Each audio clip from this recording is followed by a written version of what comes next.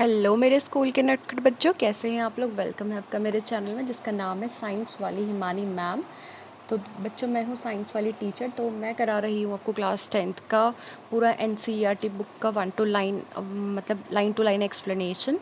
तो आज हम लोग कर रहे हैं। देखो, लास्ट हमने वीडियो पे पढ़ा था रिफ्रैक्शन ऑफ लाइट, और ये जो टेबल है ये बहुत इंपॉर्टेंट है। ये पूरे आज के क्वेश्चन वाले सेशन में यूज़ होने वाली है। तो यहाँ पर हम क्या करने वाले हैं कि क्वेश्चन को लाइन टू लाइन क्या करेंगे, हम आंसर करने वाले हैं। ओके, तो जैसे कि आप लोग देख सकते हो आपकी स्क्रीन पर, पहला क्वेश्चन है कि अ रे ऑफ लाइट, है ना। पहला क्वेश्चन क्या है कि a ray of light, first question we are doing, this is in text question. ठीक है, ये क्या है आपके इन टेक्स्ट क्वेश्चंस हैं। तो क्वेश्चन ये कहता है कि a ray of light travelling in air enters obliquely into water. मतलब बेसिकली एक रे ऑफ लाइट थी जो पहले एयर में ट्रैवल कर रही थी, फिर वो क्या कहाँ पर गई, वो गई वाटर में। तो ये पूछ रहा है कि डज द लाइट रे बेंड टूवर्ड्स द नॉर्मल और अवे फ्रॉम द नॉर्मल। जो लाइट रे है वो क्या करेगी, टूवर्ड्स द नॉर्मल बेंड करेगी या away from the normal bend करेगी। तो बच्चों, इसको करने से पहले आपको पहले तो थोड़ा बहुत कॉन्सेप्ट पता होना चाहिए। यहाँ पर हो क्या रहा है। तो बेसिकली यहाँ पर हो रहा है आपका रिफ्रैक्शन। ठीक है, यहाँ पर क्या हो रहा है, आपका रिफ्रैक्शन हो रहा है। तो यहाँ पर क्या हो रहा है, सबसे पहले तो आपका क्या हो रहा है, यहाँ पर रिफ्रैक्शन हो रहा है। ठीक है, ये पता होना चाहिए कि जब लाइट रे क्या होता है, एक मीडियम से दूसरे मीडियम में एंटर कर रही है। तो यहाँ पर जो सेकेंड मीडियम है, ये मीडियम 1 है एयर। ठीक है, और मीडियम 2 क्या है यहाँ पर आपका, मीडियम 2 बेसिकली है यहाँ पर आपका वाटर। ठीक है, एयर और वाटर यहाँ पर दो मीडियम है। तो मीडियम 1 है आपका एयर और दूसरा जो मीडियम है दैट इज़ योर वाटर। तो लाइट रे कैसे आ रही है आपकी, एयर से कहाँ पर आ रही है, वाटर पे आ रही है। तो ये पूछ रहा है कि ये जो लाइट रे है ये क्या करेगी, बेंड करेगी या नहीं करेगी। तो इसका आंसर है, देखो सबसे पहले हमें पता होना चाहिए कि एयर हमारी क्या होती है, ऑप्टिकली रेयरर मीडियम होती है। ठीक है, और वाटर हमारा ऑप्टिकली एयर के कंपेरिजन में डेंसर। ठीक है, डेंसर और रेयरर मीडियम। तो आपको पता होना चाहिए रिफ्रैक्शन में हमारे पास दो केसेस निकल कर आते हैं। पहला केस है हमारा जब हमारा रेयरर से डेंसर में आता है, कहाँ से, रेयरर टू डेंसर। अगर हमारी क्या हो रही होती है, रे आ रही होती है, तो रे क्या होती है, बेंड होती है टूवर्ड्स द नॉर्मल। ठीक है, बेंड होती है। ठीक है, रे क्या होती है, रे बेंड्स टूवर्ड्स द नॉर्मल। क्या होती है, रे बेंड होती है। ऑल राइट, तो रे हमारी होगी बेंड। अगर दूसरा केस हमारा होता है कि जब रे हमारी, जब ये जो लाइट रे होती है, तो पहले वाले केस में हमारी क्या हो रही है, बेंड हो रही है। जब रेयरर से डेंसर में आती है, अगर डेंसर से रेयरर में आ रही होती है, सेकंड है हमारा, अगर डेंसर टू रेयरर आ रही होती है तो लाइट क्या हो रही होती है, बेंड अवे। ये टूवर्ड्स द नॉर्मल है, बेंड हो रही है टूवर्ड्स। ठीक है, और इधर होता है बेंड्स अवे। सेकेंड वाले केस में क्या होता है, bends away from the normal. ठीक है, तो इसी के बेसिस पर ये क्वेश्चन है आपका। तो इसका आंसर आप कैसे करोगे, इसका आंसर करने के लिए आपको सिंपल सा यहाँ पर लिखना होगा। क्या लिखना होगा, हम लोग थोड़ा सा जहाँ पे स्पेस है वहाँ पे ये वाला आंसर लिखने वाले हैं। तो स्पेस जहाँ पर अवेलेबल होगा हम वहाँ पर अपना आंसर लिखेंगे। ओके, तो हमारे पास स्पेस है यहाँ पर। ठीक है, तो इस वाली स्पेस में हम अपना आंसर लिखने वाले हैं। तो ये आंसर हम लिखेंगे कि लाइट ट्रेवल्स, यहाँ पे आप लिखोगे लाइट ट्रेवल्स। कैसे ट्रैवल करती है, light travels faster in rarer. Light travels faster in, कहाँ पर, इन रेयरर मीडियम। कहाँ पर, in rarer medium. Light travels faster in rarer medium and slower, slow कहाँ पर करती है, and slower in denser medium. Slower in denser medium. ठीक है, ये तो कॉन्सेप्ट है, इन डेंसर मीडियम। यहाँ पर जो रेयरर मीडियम है वो एयर है और यहाँ पर जो डेंसर मीडियम है वो वाटर है। तो ब्रैकेट में आप ऐसे भी लिखोगे। ठीक है, जब आप एग्जाम में लिखोगे तो हमारे केस में क्या है, एज द रे पासिस, रे कहाँ से पास हो रही है, क्वेश्चन में क्या था कि रे travelling in air enters obliquely in water, मतलब एयर से वाटर में आ रही है। एज द रे जो है आपकी पासिस इन एयर, है ना, रे पासिस, या आप लिख सकते हो एज द रे ट्रैवल्स। ठीक है, as the ray travels, as the ray travels in air, traveling, as the ray traveling in air enters, यहाँ पे थोड़ा सा हम क्वेश्चन से ही लिखेंगे, enters obliquely, enters obliquely, enters obliquely into, कहाँ पर कर रही है, into water, enters obliquely into water। तो इसका मतलब क्या होगा, it slows down its speed, है ना, it slows down and bends। तो इसीलिए क्या करती है, bends towards the normal and bends towards the normal। ठीक है। तो इसलिए नॉर्मल की तरफ क्या होती है, ये बेंड करती है। तो ये आंसर है हमारा किसका, पहला वाला क्वेश्चन का। जो पहला क्वेश्चन है जहाँ पर स्पेस मिलेगी मैं वहीं पे आंसर्स राइट करूँगी। अभी मैं यहाँ पे पीपीटी नहीं बना पाई, तो इसीलिए मैं इस वाले सेक्शन पे ही पर्टिकुलर आंसर राइट कर रही हूँ। आप इसका स्क्रीनशॉट भी ले सकते हो, ठीक है। या आप चाहो तो मैं इसको थोड़ा सा जूम कर देती हूँ, आपको ईजिली दिख जाएगा लिखा हुआ आंसर, ठीक है। तो ये है हमारा आंसर, ठीक है। आपकी स्क्रीन पे दिख रहा होगा प्रॉपर पूरा सा, आप इसको लिख सकते हो। मैं पढ़ लेती हूँ कि लिखा हुआ है कि light travels faster in rarer medium, bracket में लिखा है air, and slowers in denser medium, bracket में लिखा हुआ है water, as the ray travelling in air enters obliquely into water, comma it slows down and bends towards a normal. तो ये reason है इसके नॉर्मल की तरफ बेंड होने का, ठीक है। तो ये हमने लिख लिया। नाउ नेक्स्ट क्वेश्चन हम करते हैं। Next question I think numerical है कोई, तो देखते हैं क्या है वो न्यूमेरिकल हमारा नेक्स्ट क्वेश्चन में। नेक्स्ट क्वेश्चन, हाँ यहाँ पर है क्वेश्चन, ठीक है। तो ये था पहला क्वेश्चन हमने कर लिया solve. Now moving on to the next question. तो नेक्स्ट क्वेश्चन हमारा क्या कहता है, next question is light enters from air to glass. कहाँ से, एयर से ग्लास में आ रही है, हैविंग रिफ्रैक्टिव इंडेक्स 1.50। देखो रिफ्रैक्टिव इंडेक्स मैंने बोला था कि जब एक मीडियम एयर हो या दूसरा मीडियम वैक्यूम हो तो सिंपल सा लिखा जाता है रिफ्रैक्टिव इंडेक्स किसका, मीडियम का। तो दैट इज़ कि यहाँ पर जो रिफ्रैक्टिव इंडेक्स दिया हुआ है वो ग्लास का दिया हुआ है, ठीक है। What is the speed of light in glass, तो हमसे पूछा हुआ है speed of light in glass, और आपको दिया हुआ है speed of light in vacuum is, vacuum या एयर में स्पीड ऑफ लाइट कितनी होती है, 3 × 10⁸ मीटर पर सेकेंड। और ये क्वेश्चन आप अभी से मेरी बात मार्क कर लो, ये क्वेश्चन आपका very very very important question है, क्योंकि ये बहुत बार CBSE में पूछा गया है, ठीक है। CBSE में पहले बहुत बार पूछा गया और ये प्रीवियस ईयर क्वेश्चन है, इसको आप अच्छे से प्रैक्टिस कर सकते हो। इसको सॉल्व करने के लिए आपको ज़्यादा कोई इतना हाई प्रोफाइल वाले मैथमेटिक्स या न्यूमेरिकल सॉल्विंग टेक्निक्स आनी चाहिए, ऐसा कंपलसरी नहीं है। अगर आपने बेसिक अच्छे से पढ़ा है मेरे साथ तो आप इसे बस एक चुटकी में इस तरह से क्या कर सकते हो, सॉल्व कर सकते हो। तो इसको सॉल्व करने के लिए पहले हम लिखेंगे जो जो हमें गिवन है, कि हमें एग्जाम मतलब दिया क्या क्या है क्वेश्चन में। तो I am going to do here the question, यहाँ पे जो स्पेस खाली है हम यहाँ पे सॉल्व करने वाले हैं इसको। तो हमें क्या दिया हुआ है, रिफ्रैक्टिव इंडेक्स ऑफ ग्लास, मतलब हमें क्या दिया हुआ है, NG। आप यहाँ पे लिख सकते हो refractive index of glass NG, N, ठीक है। N से दिखाते हैं ना, रिफ्रैक्टिव इंडेक्स को हम किससे दिखाते हैं, refractive index is denoted by refractive index, ठीक है। रिफ्रैक्टिव इंडेक्स को हम कैसे दिखाते हैं, स्मॉल n से दिखाते हैं। तो ये n और उसके सब्सक्रिप्ट मतलब नीचे लिखा हुआ है G, NG हमें कितना दिया हुआ है यहाँ पर 1.50 दिया हुआ है, तो वी विल राइट 1.50 है, ठीक है। और इसकी कोई यूनिट नहीं होती, मतलब इसके पीछे से मीटर सेंटीमीटर ऐसी चीज़ें नहीं लिखी जाती, बिकॉज ये एक रेशियो होता है, ठीक है। तो रिफ्रैक्टिव इंडेक्स बेसिकली क्या होता है, रिफ्रैक्टिव इंडेक्स हमारा रेशियो होता है, ठीक है। तो NG हमें दिया हुआ है ग्लास का रिफ्रैक्टिव इंडेक्स। हमें speed of light in vacuum, जिसको हम C से, स्मॉल c से दिखाते हैं, वो हमें कितना दिया हुआ है, ये दिया हुआ है ऑलरेडी यहाँ पर 3 × 10⁸ मीटर पर सेकेंड। देखो यहाँ पर यूनिट दी हुई है because it is not unitless. तो 3 × 10⁸ मीटर पर सेकेंड हमें क्या दिया हुआ है, डेटा दिया हुआ है, ठीक है। स्पीड ऑफ लाइट दी हुई है वैक्यूम में। अब हमसे पूछा हुआ है speed of light in glasses को, चलो हम V से दिखा देते हैं और इसको हम VG लिख देते हैं। This is a small v और उसके सब्सक्रिप्ट में हमने क्या लिखा हुआ है, G।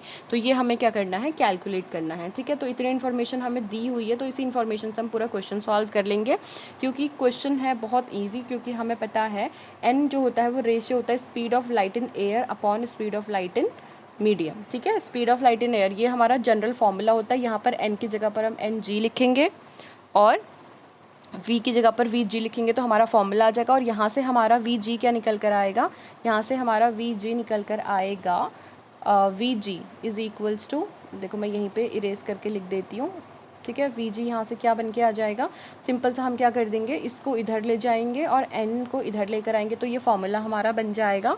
I am writing it again और कैलकुलेट करते हैं इसको। तो फॉर्मूला हमारा बन जाएगा, it will become VG is equals to, क्योंकि हमने VG फाइंड आउट करना है, तो C अपॉन ये हो जाएगा NG। तो C की वैल्यू क्या है हमारे पास, 3 × 10⁸ मीटर पर सेकेंड, और NG की वैल्यू 1.50 है, और यूनिट यही रहेगी मीटर पर सेकेंड, कुछ भी कैंसिल नहीं हो रहा है। तो जब इसको कैलकुलेट करोगे तो यू विल गेट, सीधा सीधा आंसर आपका कितना आ जाएगा, 2 × 10⁸ मीटर पर सेकेंड। 2 क्यों, क्योंकि 3 2 मतलब 15 2 30 होता है ना, पॉइंट हटेगा तो एक 0 आ जाएगा यहाँ पर, और 15 1 15 2, तो 2 × 10⁸ मीटर पर second will be your final answer. So this is the final answer. ठीक है। तो ये बहुत ही इजी न्यूमेरिकल था और ये बहुत बार एग्जाम में पूछा गया है, तो आई होप कि आपको समझ में आया होगा। नहीं आया तो वीडियो को दोबारा से आप यहाँ पे रिपीट करके देख सकते हो इस वाले सेक्शन पे particular. And this is very very very important from exam point of view, क्योंकि ये बहुत बार पूछा गया क्वेश्चन है और इसका सॉल्यूशन भी बहुत ही आसान है। ठीक है। Now moving on to the next question which is find out. अब टेबल का यूज़ होने वाला है यहाँ पर, जो हमने लिखी हुई है, मतलब ऊपर 9.3 टेबल हमें दी हुई है जो। तो find out from the table 9.3। ठीक है, अभी हम देखते हैं कि टेबल 9.3 में क्या पूछा है। The medium having highest optical density, वो मीडियम हमने बताना है जिसकी हाईएस्ट ऑप्टिकल डेंसिटी है। Also find the medium with the lowest optical density, तो हमने एक हाईएस्ट बताना है और एक लोएस्ट बताना है। तो चले जाते हैं हम टेबल पे। ठीक है, टेबल पे हम चले गए। ओके ओके ओके ओके ठीक है। तो हम यहाँ पर आ चुके हैं टेबल पे। तो हमें क्वेश्चन में क्या पूछा हुआ है, फाइंड आउट द टेबल, इतने से बताना है कि medium having highest optical density, also find out the medium with lowest optical density. तो सबसे पहले हमसे पूछा क्या गया है, हम वो लिख लेते हैं। हमसे पूछा गया है ऑप्टिकल डेंसिटी के बारे में। हमसे पूछा गया है एक highest optical density, highest optical density. ठीक है, हाईएस्ट ऑप्टिकल डेंसिटी। ठीक है, एक पूछा गया है जिसकी हाईएस्ट ऑप्टिकल डेंसिटी है और एक पूछा गया है lowest optical density, lowest optical density. तो अभी लास्ट सेशन में, जब इससे पहले वाला वीडियो लेक्चर आपने देखा होगा, तो उसमें मैंने बताया है कि रिफ्रैक्टिव इंडेक्स की हेल्प से आप कैसे क्या कर सकते हो, ऑप्टिकल डेंसिटी का पता लगा सकते हो। तो इसको आप क्या कर लो, आराम से नोट कर लो। एक यहाँ पे मैं नोट बना देती हूँ। क्या रिलेशन होता है, देखो जो रिफ्रैक्टिव इंडेक्स होता है वो डायरेक्टली प्रोपोर्शनल होता है ऑप्टिकल डेंसिटी के। जैसे रिफ्रैक्टिव इंडेक्स होगी वैसा ही हमारा क्या होगा, जैसा रिफ्रैक्टिव इंडेक्स होगा वैसे ही ऑप्टिकल डेंसिटी होगा। रिफ्रैक्टिव इंडेक्स ज़्यादा होगा किसी का तो उसकी ऑप्टिकल डेंसिटी भी ज़्यादा होगी। ठीक है, और जिसका रिफ्रैक्टिव इंडेक्स कम होगा उसकी रिफ्रैक्टिव इंडेक्स भी क्या होगी, कम होगी। ठीक है, तो आप टेबल से देख सकते हो इजीली। यहाँ पर टेबल में मेंशन आपके सामने ये जो टेबल है यहाँ पे आप देख सकते हो कि किसकी रिफ्रैक्टिव इंडेक्स सबसे ज़्यादा है। तो from table we can say that, देखो ये एयर है, वाटर, ठीक है ठीक है, सबसे ज़्यादा देखो किसकी है, सबसे ज़्यादा हमारे पास है डायमंड की।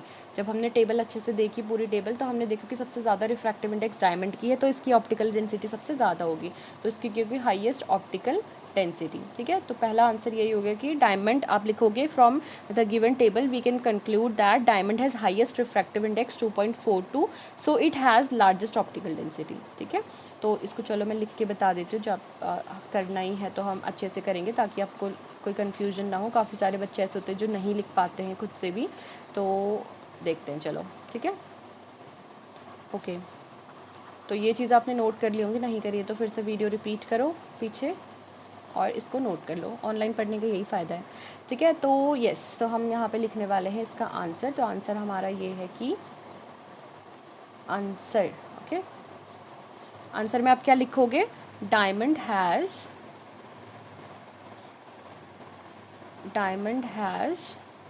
क्या है, highest, diamond has highest highest refractive index, highest refractive index क्या है, जो कि 2.42। ठीक है, so it has largest optical density, so it has largest optical density. ठीक है, तो पहला आंसर ये है। अब again we are moving to the table. तो उसने पूछा है कि लोएस्ट रिफ्रैक्टिव इंडेक्स, तो लोएस्ट रिफ्रैक्टिव इंडेक्स तो आप देख सकते हो कि किसका है, यहाँ पर एयर का है। ठीक है, एयर का lowest refractive index that is 1.0003। तो यहाँ पे आप ऐसे ही इसको भी लिख सकते हो। इसके लिए क्या लिखोगे आप, लोएस्ट के लिए सेम यही चीज़ लिखोगे, बस जहाँ जहाँ पे चेंज करना है मैं आपको यहीं पे लिख के बता देती हूँ। आप लिखोगे कि एयर हैज़, डायमंड हैज़ की जगह पे आप लिखोगे air has lowest refractive index, जो भी इसका आंसर होगा, सो it has lowest optical density. ठीक है, तो हम इसको एडिट कर देते हैं। एडिट करने के लिए जहाँ जहाँ पे चेंज करना है वो मैं लिख देती हूँ। तो आप यहाँ पे लिखोगे air, AIR, air has lowest refractive index कितना है, 1.0003, सो it has lowest optical density. ठीक है, तो ये इसका आंसर है। तो ये क्वेश्चन भी हमारा आई थिंक कंप्लीट हो चुका है और कुछ इसमें है नहीं। थर्ड क्वेश्चन भी कंप्लीट कर चुके हैं हम। Moving on to the fourth question. Fourth question हमसे क्या कहता है, यू आर गिवन कैरोसिन, आपको क्या दिया हुआ है, मिट्टी का तेल दिया हुआ है, कैरोसिन मिट्टी तेल जिसको बोलते हैं। टर्पेंटाइन एंड वाटर, ये तीन क्या है, अलग अलग हमारे पास लिक्विड्स हैं, ठीक है। तीन हमारे पास अलग अलग लिक्विड्स हैं, this kerosene, turpentine and water, ठीक है। ये वाटर है हमारे पास, इन विच, तो ये कह रहा है कि इन विच ऑफ दीज, ठीक है, does the light travels fastest, तो इनमें से सबसे ज़्यादा तेज़ लाइट कौन से मीडियम पे ट्रैवल करेगी। Use information given in table 9.3, तो आपने फिर से 9.3 टेबल का यूज़ करके ये इन्फॉर्मेशन कैलकुलेट करनी है। और आई थिंक ये बहुत ईजी हो जाएगा करने के लिए, क्योंकि मैं पिछले सेशन में फिर से ये चीज़ें पूरी ये टेबल मैंने अच्छे से आप लोगों को एक्सप्लेन करी थी कि कैसे आप रिफ्रैक्टिव इंडेक्स की हेल्प से ये पता लगा सकते हो कि किस में जो है लाइट ट्रैवल ज़्यादा करेगी, ठीक है। तो केरोसिन के लिए देखो यहाँ पर हमें तीन चीज़ें पूछी है ना, क्या क्या पूछी हुई है हमें, तीन चीज़ें वो हमें पूछा हुआ है। पहला तो केरोसिन, ठीक है, दूसरा हमसे ये पूछा हुआ है टर्पेंटाइन, और तीसरा हमारे पास हमें पूछा हुआ है वाटर, ठीक है। हमें तीसरा क्या पूछा हुआ है, वाटर। तो इन तीनों की ना रिफ्रैक्टिव इंडेक्सेस हम लिख लेते हैं, ठीक है। तो इन तीनों की रिफ्रैक्टिव इंडेक्सेस हमें क्या क्या दी हुई है, हमें दी हुई है n, इसका n है हमारे पास 1.47, केरोसिन का n है 1.44, वाटर का n है 1.33। तो ये हमें दिया हुआ है वाटर के लिए, फॉर केरोसिन 9.44, ठीक है, for turpentine it is 1.44, it is 1.47, and for water it is 1.33। तो इन तीनों को देखोगे तो आपको पता चलेगा कि सबसे ज़्यादा लो रिफ्रैक्टिव इंडेक्स हमारे पास वाटर की है, विच इज़ 1.33। हमारे पास क्या क्या नंबर्स है, 1.33, 1.44, 1.47। It is for water, it is for turpentine, sorry kerosene, it is for kerosene and it is for turpentine, okay. तो इन तीनों में से सबसे लोएस्ट जो रिफ्रैक्टिव इंडेक्स है वो है वाटर की, NW जिसको हम बोलेंगे, और ये हमारा NK, और ये है हमारा NT, ठीक है, हमने ये बोल दिया। जिसकी सबसे कम रिफ्रैक्टिव इंडेक्स होगी वहाँ पर लाइट सबसे फास्टेस्ट ट्रैवल करेगी। सो यहाँ पर जो ऑप्टिकली रेयरर मीडियम है तीनों के कंपैरिजन में वो है वाटर, फिर है कैरोसिन, फिर है हमारे पास टर्पेंटाइन, ठीक है। तो यहाँ पर इसका आंसर हम इजीली लिख सकते हैं, ठीक है। इसका आंसर क्या होगा, इसका आंसर होगा, इसको हम अगर ये वाले फॉर्म में लिखे तो सबसे कम जो रिफ्रैक्टिव इंडेक्स है हमारे पास वाटर की है, फिर हमारे पास क्या है, कैरोसिन की है, फिर हमारे पास है टर्पेंटाइन की, किसकी, टर्पेंटाइन की।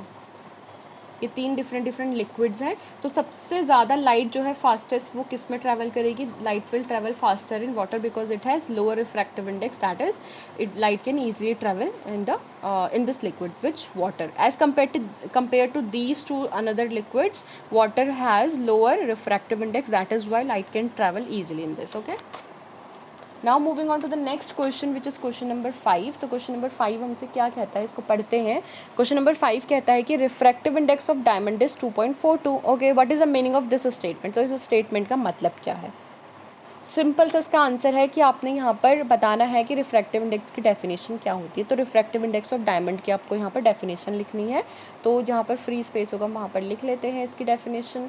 तो answer number 5 we are going to write answer number 5 which is the final answer of in text question of today. So the refractive index of diamond is 2.42, हमें यहाँ से क्वेश्चन से ही हम इसको लिखेंगे, ठीक है। The refractive index of diamond, ये हमें क्वेश्चन में दिया हुआ है, डायमंड इज़ 2.42। ये हमें क्या दिया हुआ है, क्वेश्चन में दिया हुआ है कि डायमंड की रिफ्रैक्टिव इंडेक्स हमारे पास क्या है, 2.42 है। इट इंडिकेट्स दैट, तो इसका मतलब क्या हुआ, इट इंडिकेट्स दैट व्हाट, क्योंकि हमें पता है कि जो रिफ्रैक्टिव इंडेक्स होता है, ठीक है, जो रिफ्रैक्टिव इंडेक्स होता है वो क्या होता है, ratio of speed of light in air to the, यहाँ पर इसके केस में रिफ्रैक्टिव इंडेक्स ऑफ डायमंड के केस में हम बोलेंगे कि it is the ratio of speed of light in air to the speed of light in diamond. तो डायमंड की और इसकी स्पीड ऑफ लाइट का जो रेशियो होगा, this is the statement which it indicates that the ratio of speed